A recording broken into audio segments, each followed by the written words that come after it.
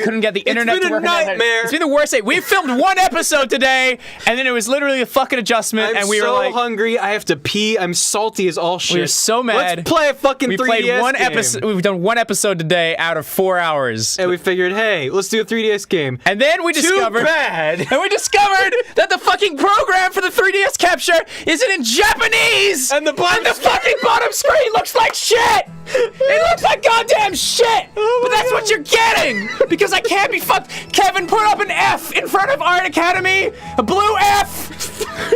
I don't care anymore! So fuck it, we're partying this because fuck you!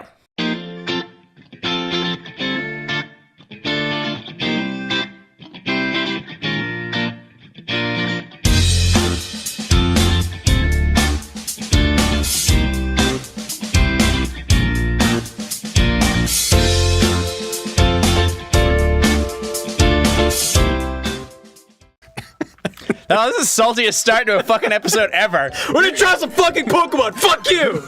We've had a bad day.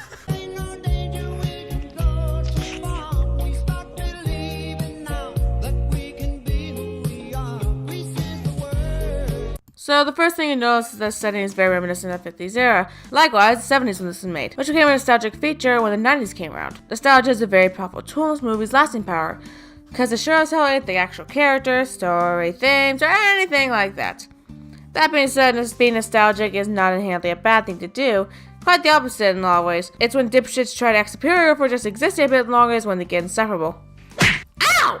Remove the movie, dang it! Fine, I'll try. We meet our cast, Danny, Kaniki, Sandy, Frenchie, Rizzo, and the rest. It's the first day of school and our likable main leads bully a nerd character. This serves no purpose in the film, by the way. The guys are just assholes. Quickly followed up by them looking up a girl's skirt. Like, is this a way to make me like Danny more by comparison? Because I can hate characters at various different levels here. Oh, don't you dare I'm gonna ignore all of that just because they're catchy. Summer lovin' happened so fast. Summer lovin' had me a blast. Met a girl crazy for me. Not a boy, cute as can be. Hey! No! I will be damned if I allow romance to subplot the show. No! Buzzkill. Anyway, after the song, tell me more about your gender roles. The two leads find each other and Danny tries to act cool around his friends.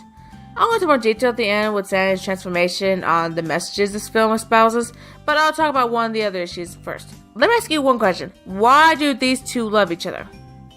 The most we get with Sandy is that Danny's actually nicer than that's on, and for Danny, because movie. Him so willing to lie and her so willing to give it all up over one problem suggests they weren't as in love as they really thought they were. Which would be fine, they are went to me high school after all. This happens quite a bit. However, it's not framed in a way of these two stupid high schoolers are being shallow and impulsive. It's framed in a way of these two star-crossed lovers are torn asunder from the cruel hands of fate and must fight back against pressure societal norms to be with the one true love. Speaking of messages they really fuck up on, another theme they're trying to go with is anti-conformity. And it's modeled because the very next scene has the girls making fun of her for not smoking, drinking, cursing, for being abstinent. Miss Goody Two-Shoes makes me want to barf. Look at me, I'm Sandra D. Lousy with virginity. Won't go to bed till I'm legally wed. I can't, I'm Sandra D. What they're trying to do in this film was to sexually liberate Sandy, shed off the 50s era good girl look. The way they portray it in the film is that everyone in her life belittles her for not acting the way they do. While yes, we could take the subtext of the time era they were in and the time the movie was made as a cue, it's not enough. There's no indication that Sandy did any of the nice girl things because she was being forced to. It's not her loved ones supporting her to be comfortable with herself, it's her perceived loved ones pushing her to be conform to a different role, so it'll be easier for them. And yes, Danny tried changing quite a bit to get her back, but they were all acts, not who they actually were, and it worked.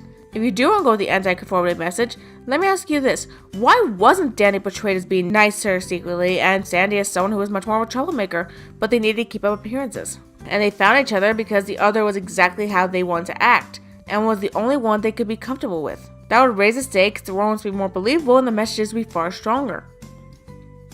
Grace Grease lightning, go, grease lightning. You do realize it's your job to review this too, right? Sketch overthinking it. It's a fun romance musical. Chill out and enjoy the unintentional homoeroticism. Jazz, I have every last right to criticize a movie. Just because you don't really mind any of that doesn't mean I shouldn't. Look, most people know the romance in this movie is flawed. But indulging in fantasy every once in a while isn't going to hurt anyone. Every relationship is different and they all work in different ways, and how they play out is up to them. And it's not your room to say what is and isn't healthy. Okay, what about attempted rape? Sandy! Oh, Sandy. What's he doing? Oh, Sandy. Don't worry about it. Nobody's watching. Danny, get off me! What do you say about that? Well, you see... That's the point. They should have stopped the whole song and gone, wait, what the f*** did you just say? What is wrong with you, Kaneki? What is wrong? You're a monster and you look 40. The story's up there with Romeo and Juliet, of a terribly destructive teenage couple that people romanticize the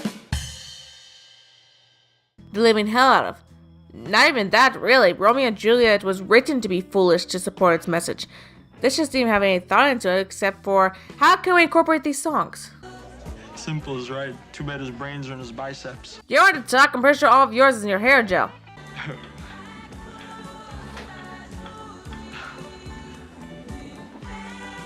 I will say this, watching Danny flail around for being cocky is very cathartic to watch.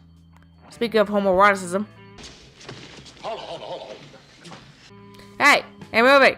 I think there's a plot you're missing. It's kind of important to have. The pacing is terrible. It has subplots like Rizzo and Kaneki's pregnancy that goes nowhere, Frenchie's beauty school dropout subplot that goes nowhere, a gang war that gets a bit of payoff but not really much focus. And it's not like you can't have a movie about day-to-day life about people just going about. Kiki's delivery service is just that, and it works because the characters are so charming and likable, along with a slow pace and relaxed tone. These things work together to make it all around pleasant experience. The movie doesn't go out of its way to make any of the characters charming enough to carry the film on their own, nor does it have the laid-back tone that's needed to make these films work. That being said, the story structure doesn't have to be this wonky to begin with. I recently rewatched Bambi, and I was impressed with how well things were actually set up and paid off, especially for such an early film. And all incorporated so naturally you didn't even notice it. There's a dance contest, they break up over him having an ex-girlfriend. What? What's the point of any of this? The movie is 2 hours long, and it barely has enough plot for a half-hour special. He gives her a ring, and I don't care. Not since Alpha and Omega have I cared so little about a couple. God, this movie drags. Just skip to the next musical number already. Sandy, can't you see He puts so much importance on every little thing, and everything is so melodramatic. Guys, it's high school. Yes, it is a barrage of bullshit social hierarchy, but no one wants to relive that. What will they say Monday at school? No one cares! Fuck! Climax, I guess, I don't care.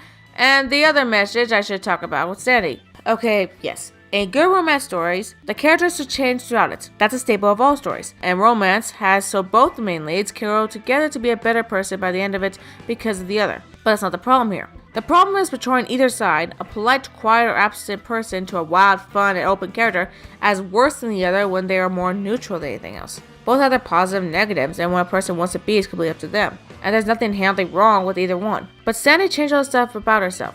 Not because she realized she enjoyed it while being around Danny, but because she wanted Danny. Danny, a man she met over a summer break, and that's about it. And only did it because it's going to make him happy.